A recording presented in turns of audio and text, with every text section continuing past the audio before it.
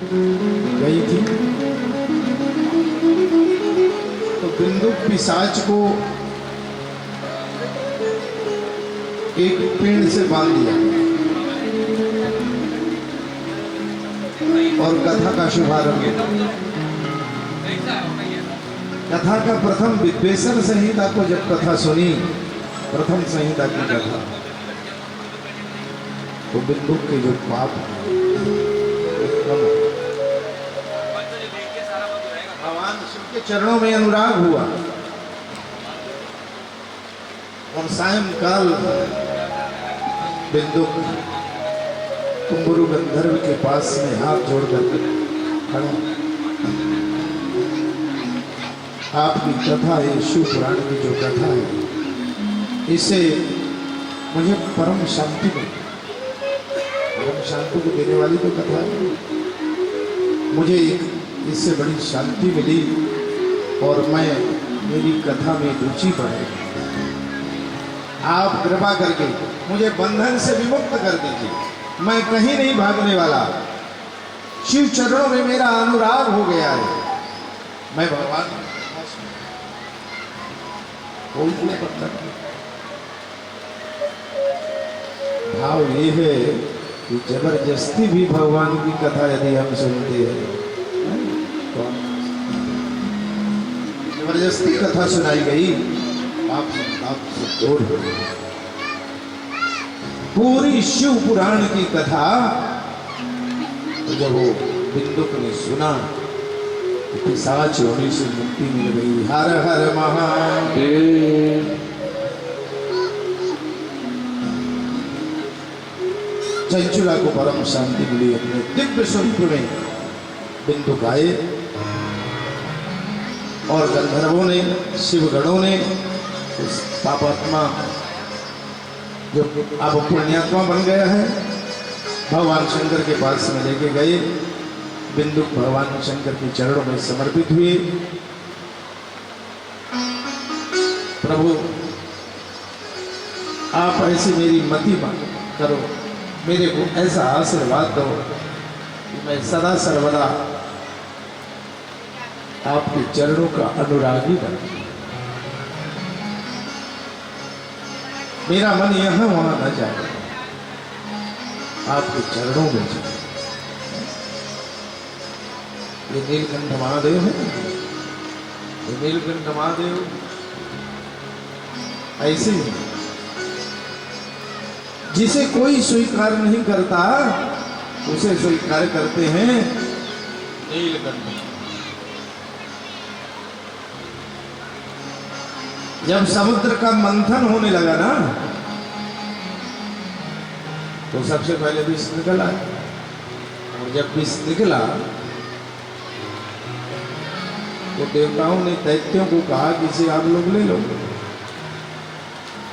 तो दैत्यों ने कहा ये आपको मुबारक हो, आप विष को कौन है? ना देवता लेने के लिए तैयार, ना दैत्य लेने के लिए तैयार। तो दोनों ने मिल करके मन में विचार किया कि भाई लेगा तो कोई है ही, तो चलते हैं हमारे और आपके दोनों के जो देवता हैं उनसे निवेदन करते हैं। तो भगवान शंकर के पास, भगवान शंकर से कहने लगे कि ये विष पान कर लो आप, सबसे विषैला। और अपने भक्तों के कारण भगवान ने विष तो पिया, लेकिन पार्वती जी से पूछा। अच्छा, भगवान ने एक बात और पूछी, अच्छा ये बताइए जो अमृत निकलेगा तो कौन पान करे? भगवान शंकर कहने लगे अमृत निकलेगा तो तुम लोग पान करोगे, और विष निकलेगा तो भोले बाबा को दे रहे हैं। मैं घर में परिवार वाला हूँ। भोलेनाथ ने कहा भाई बिना मर्जी के घर परिवार के कोई काम स्वतंत्र रूप से नहीं करना चाहिए, तो हम अपने घर में पहले पूछ तो लें। चलो आप ले आए हो प्रसाद, अच्छी बात, लोग तो लगाएंगे, लेकिन घर में पूछे। तो पार्वती जी से भोलेनाथ ने पूछा कि ये लोग, ये देवता मुझे और दैत्य दोनों मिलके विष ले आए हैं, क्या करूँ? और कोई संसार की पत्नी होगी, पति डरा भी दे कि आपने हमारी बात नहीं मानी तो, अरे बेचारी नहीं, मैं बात मानने के लिए तैयार हूं। पति के एक बार हड़काने से आप सब लोग कोमल हो जाते हैं। संसार की कौन पत्नी ऐसी होगी जो पति को कह दे कि तुम विष पान।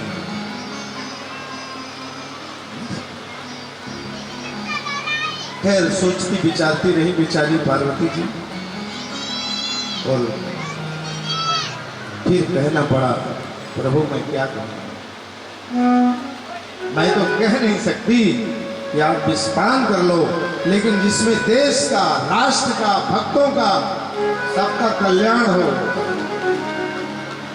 अब जब कल्याण की बात आई तो भगवान ने सोचा ये विष ऐसा विष है जो प्रलय कर देगा। ये थोड़े समय तक यदि रहा तो सर्वनाश कर देगा। ये लालाहर विष, कालकूट विष। तो भगवान ने विचार कर उसे पान कर लिया और भगवान कहलाए।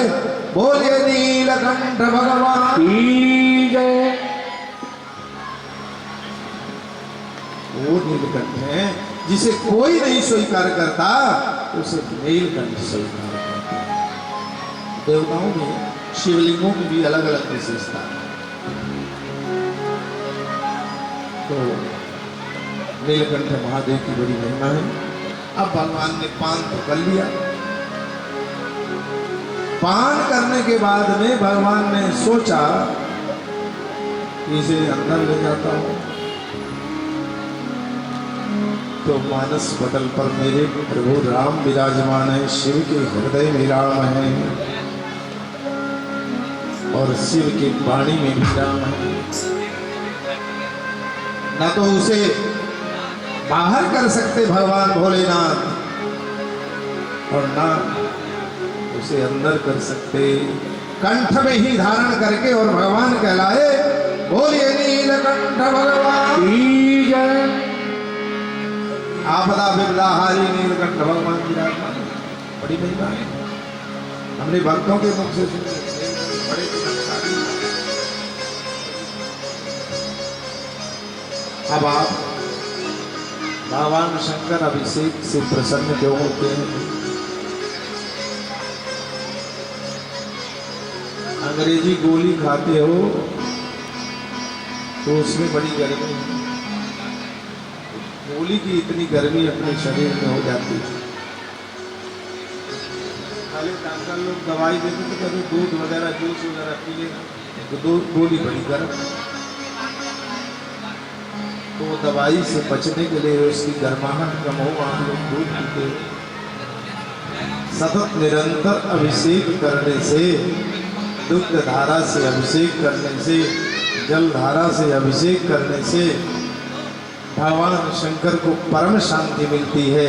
और जब मंत्रों के साथ अभिमंत्रित जल से हम भगवान शिव का अभिषेक करते हैं तो भोलेनाथ बहुत ये विविध द्रव्यों से अभिषेक कर भगवान शंकर को आप लोग दही चढ़ाते हो, घी चढ़ाते हो, ये सब चढ़ाते हो इसलिए कि भगवान ने जो विषपान किया है उस विषपान में भोलेनाथ को शांति मिले। तो जब भोलेनाथ को शांति मिलेगी तो भगवान भोलेनाथ या देवी देवता किसी का कर्ज नहीं रखते। अरे भोलेनाथ क्या है, आप घंटे 2 घंटे किसी से काम कराते हो। लाइट बिगड़ी है, सुधारने के लिए कोई आया, 1 मिनट में भाई कितना पैसा बचा, ये लो। पानी का नल टोटी खराब हुई, कोई आया, फ्रिज खराब हुआ, कितना पैसा बना, घंटे भी नहीं लगा, आपने घंटे की मजदूरी दे दी। जब घंटे की मजदूरी आप किसी सामान्य व्यक्ति की नहीं रखते हो तो मेरे भोलेनाथ मिनटों की मजदूरी भी यदि करते हो, उनकी सेवा करते हो तो कभी वो तुरंत